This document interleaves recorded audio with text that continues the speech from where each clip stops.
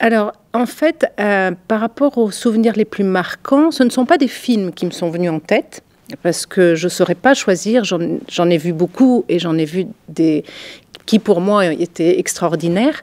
Mais ce qui m'est venu, c'est plutôt deux anecdotes. Donc voilà, alors la première anecdote, j'ai 18 ans peut-être, et c'est lors du festival à Angoulême. Donc une journée très chargée, avec des conférences, plein de choses. Et donc je vais voir en deuxième partie de soirée, donc tard, le film d'Hitchcock, Qui a tué Harry. Et donc j'étais très fatiguée et très rapidement, je me suis endormie pour me réveiller qu'à la fin du film. Donc je n'ai jamais su qui a tué Harry. Et je ne le sais toujours pas. Donc ça, c'est voilà, c'est un souvenir que j'ai. Et puis le deuxième souvenir, un peu comme ça aussi anecdotique, c'est un peu plus tard, je sais pas, j'ai entre 25 ans à peu près, à Paris. C'est lors d'une projection de The Rocky Horror Picture Show, qui est un film musical. Donc déjà dans la rue, quand on attend, dans la file d'attente, il y a des personnes qui se retournent, qui disent « Vous êtes déjà venus, c'est la première fois », un peu étonnant. Des gens avec des cirés, avec des parapluies, avec tout un tas de choses. Bon, voilà, on se demande un petit peu. Et donc la première scène du film s'ouvre sur la sortie de l'église d'un couple qui vient de se marier. Donc le jeune couple sort de l'église et tous les invités jettent du riz. Et là, dans la salle, une pluie de riz. Du riz qui tombe de partout. En fait, les gens jettent du riz dans la salle.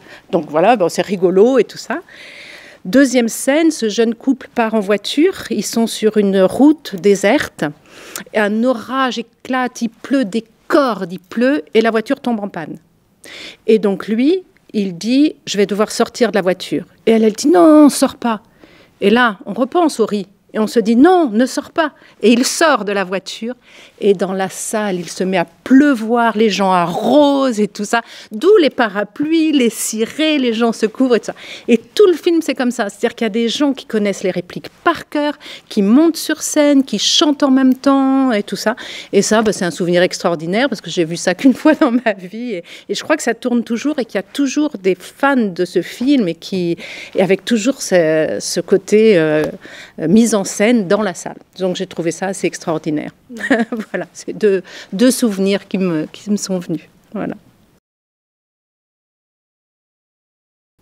Alors une image qui me reste, c'est quand j'allais au cinéma à Angoulême en revenant du lycée et j'allais voir des films de série B.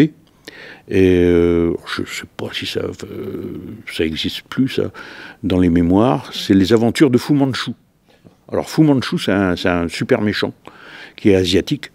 Et dans la salle, lorsque Fu Manchu apparaissait derrière le personnage principal, dans la salle, ça criait « Attention, il est derrière !» Voilà, c'est un grand souvenir de cinéma.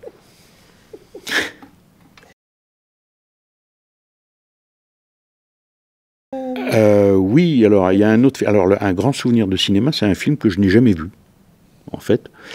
En 86 à Avignon, j'étais au festival et le soir très tard était programmé Les ailes du désir de Wim Wenders. Et alors moi je travaillais et ça passait très tard, mais je voulais voir quand même Wim Wenders. Bon. Et je me suis endormi. Quand même, tout le monde me dit Wim Wenders, bon, et je ne l'ai pas vu. Quelque temps après, ça passe au cinéma de minuit à la télévision. Mais, alors, je travaillais aussi à ce moment-là, donc ça passait très très tard, et je me suis réendormi. Et j'ai essayé une troisième fois, et je me suis réendormi. Donc voilà, je suis un cinéphile averti, mais j'ai jamais vu Les ailes du désir. Je crois pas que je vais réessayer quand même.